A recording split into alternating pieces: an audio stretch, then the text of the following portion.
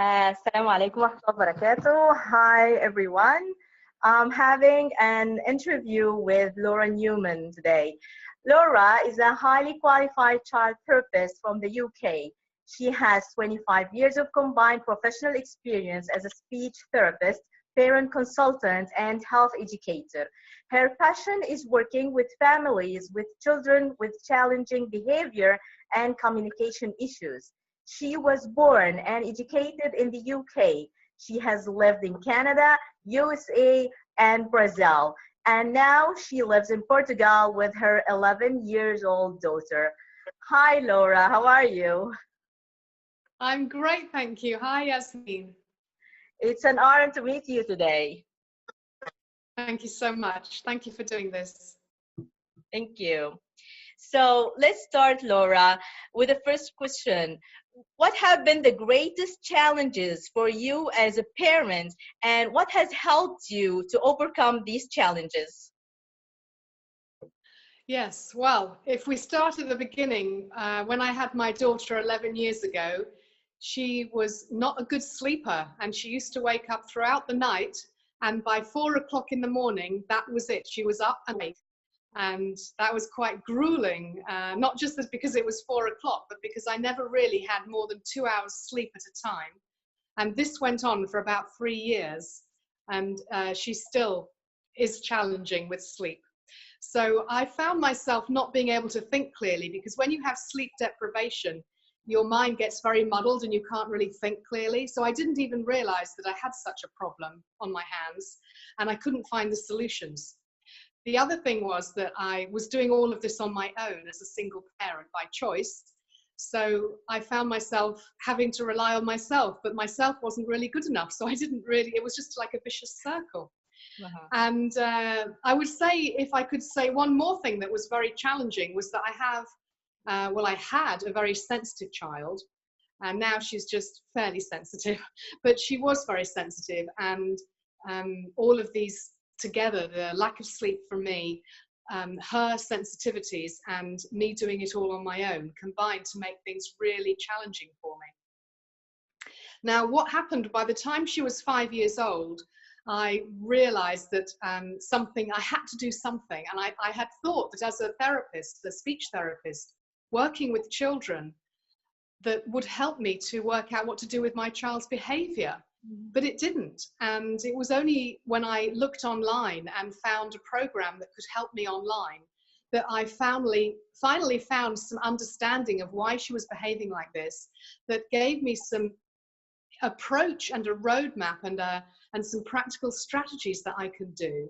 But I would say the thing that helped me the most in this program was that I was able to get in touch with other parents, and in a one-to-one session on Skype calls, 2 or 3 times a week, we would be sharing listening time together.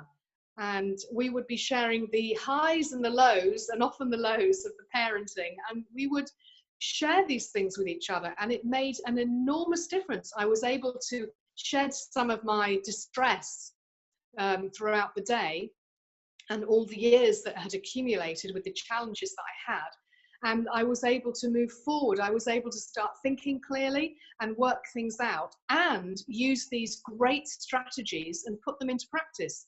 So these two things together, this listening time with another parent several times a week, and great strategies and trust in the program, saw me through. And that was the turning point.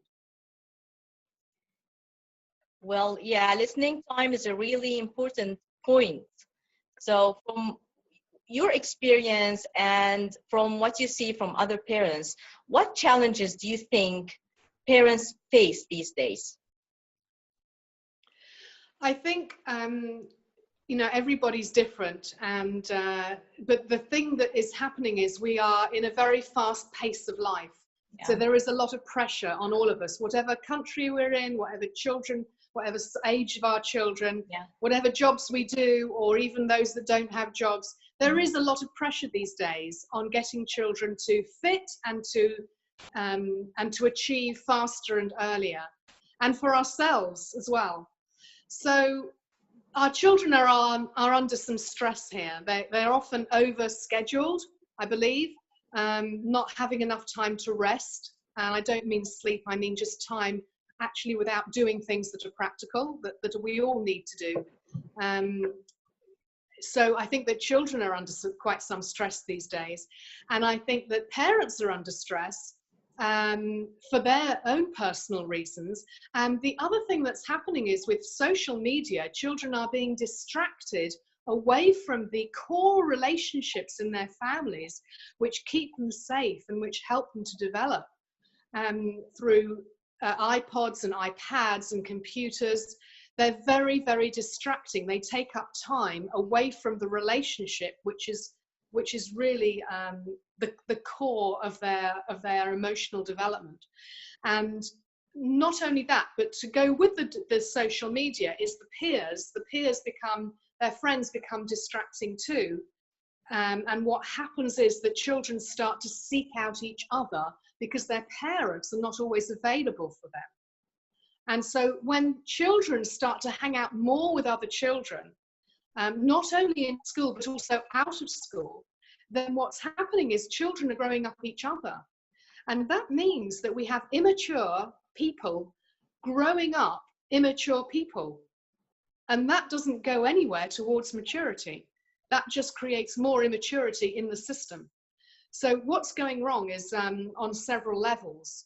And so I think those things, the peer orientation, the raising children in a digital world, and the tendency to overschedule children are three of the top reasons why I believe parents are more challenged with their children's behavior, because all of this takes the children away from the core relationship, which is what we need to look at here, and what children have always needed from eons.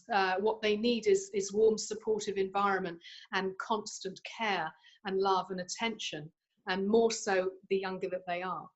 And so children's behaviors are becoming more noticeable and really a red flag to things that are not going well for them. And this then becomes challenging for the parents.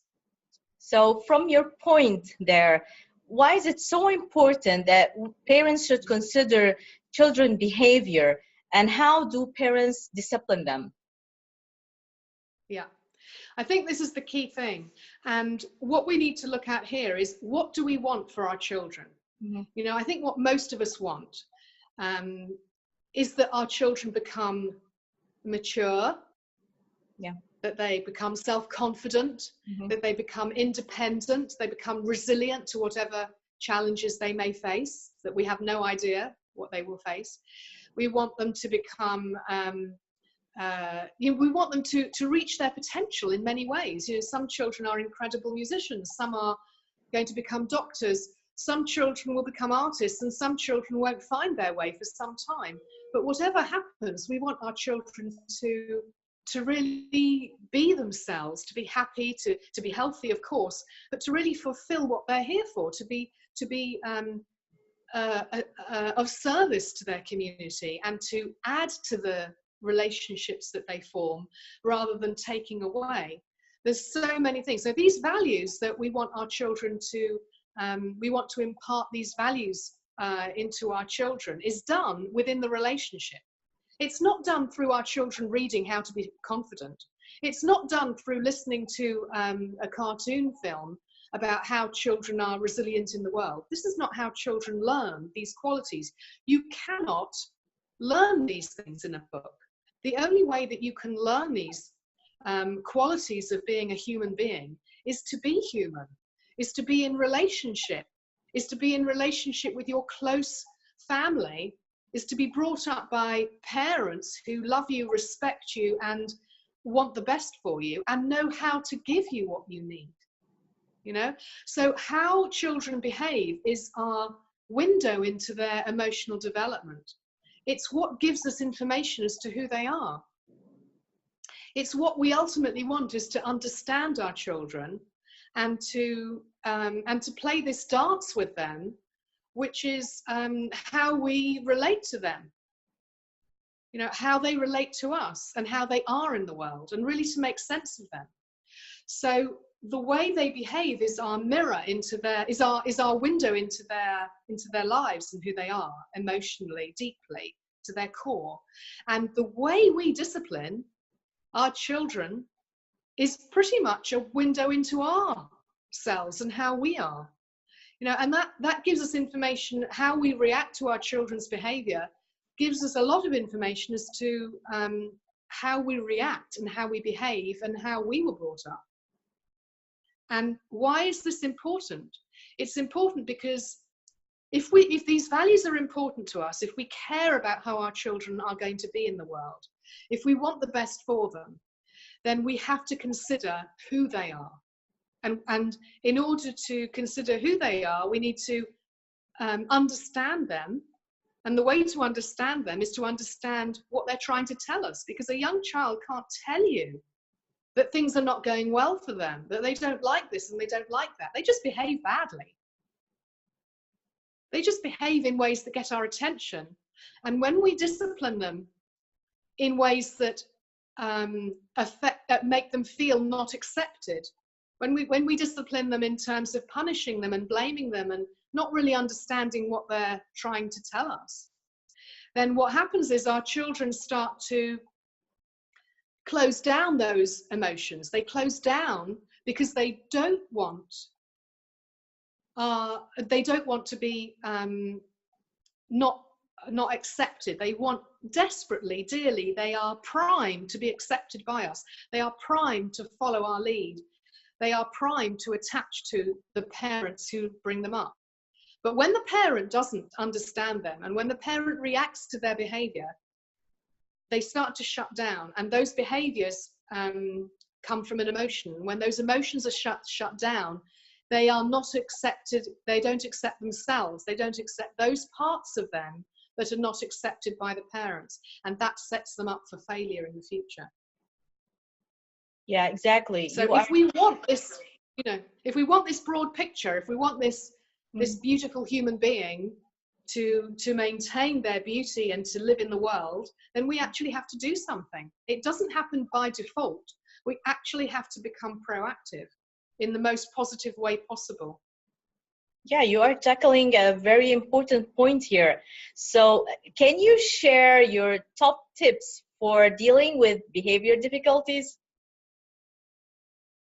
So my top tips for parents, then I need to address what are the really challenging behaviors that parents face. Pretty much the most difficult behavior to manage is children's aggression. Because when a child is aggressive to a parent or aggressive to their younger sibling or a baby even, then it's really difficult for parents to know what to do. And in this case, the most important thing is to keep the child safe. Keep the child safe from themselves, so they're not harming themselves. Yeah. Keep the child safe from their siblings, so that you take the sibling away from the situation. Keep them safe from hurting you by either removing yourself from a distance or holding their hands gently, if they're trying to hit with their hands, or the same with the feet. So it's really about, first of all, keeping everyone safe, and secondly, being really careful not to blame and shame the child for their behavior. Because when we start to understand that this behavior comes from a level of frustration that the child is not able to cope with in that moment, then we start to respect why they're behaving like that. So my top tip is to make sense of the child. Make sense of what's going on. See the behavior as a red flag rather than a reason to punish. And if anything, when there's bad behavior going on, to give your child time in for bad behavior rather than time out. So rather than sending children out of a room and getting them to think about their behavior and what they should be doing instead, spend more time with the child, be present, and wait for the frustration to recede.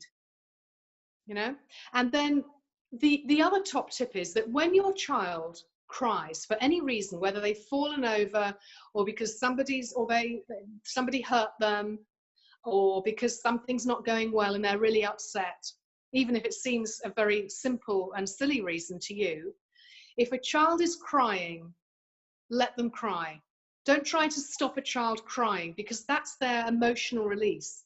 That's them letting go of frustration. That is what will adapt your child to the situation that's not working for them. That will help them grow up. Crying should be top of the list, as well as vitamins and water. Crying is good. If your child does cry, stay with your child and be present, and don't try and stop them. Okay? And the last top tip I would say, of the 3 top tips I like to give my clients, is to spend more quality time with children. So the younger a child is, the more time they need with a parent, of undivided attention, being the best playmate, spending what we call special time, or really play fighting, depending on your child's age and interests. So spending quality time with children is very, very important. It fills up their emotional bank account like nothing else can. And it's a great thing for parents to spend time every day, if possible, even if it was 10 minutes.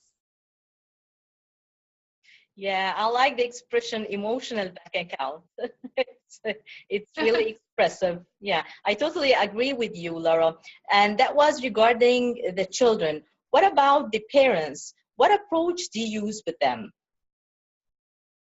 The approach that I use with parents is what I wish I had been given when I was a young mother, which is really to shed some light on what children are doing when they behave like this, good or bad, whatever their behavior, is to try and make sense of what's going on, to give parents an approach, an understanding of children's development, their emotional development, their behavior, to make sense of what's going on for the child so that they can act accordingly. And to give parents great strategies that don't take any extra time, strategies that are just the way you are with your child, the way you show up. So I love to give practical strategies. If parents need more, then I will certainly give more in-depth ideas. But what I love to do is to give parents the understanding and the empowerment, so they don't need to rely on anyone, least of all me. Yeah. That I want parents to really understand what's going on, and to realize that they are their child's best bet. And the way you want a child to grow up is to keep them close. Hold on to your kids, because that's what will keep them behaving, in a way that's appropriate for their age, which is not always good, but it certainly can be. A lot of the time it can be great behavior, because children want to please us. Yeah. So that's my approach. I basically give very general ideas, but I also give more specific ones. And a lot depends as well on how a child is presenting, because some of my clients come with children who are on the borders of a diagnosis. A consultant may have mentioned the possibility of ADHD or autism, and oftentimes what I can do is to see more deeply into what's going on with the child, and really avert a lot of dragging children around consultants and for tests and assessments and medical interventions, that I believe a lot of children just don't need that. And so I'm really here to see if there are children with chronic issues, whether we can actually change that story completely. So my approach depends on whether a child is chronically stuck in behavior patterns that are very difficult to manage, or whether it's a parent who just wants some general ideas, and the child is 2 or 3 and having some temper tantrums, and the parent's tired, they're not sleeping, and they'd like some help and some guidance to make sure they're on the right track, so that they can get the child on the right track. And then they don't need me. So my approach varies. So sometimes it's more intense and sometimes it's less.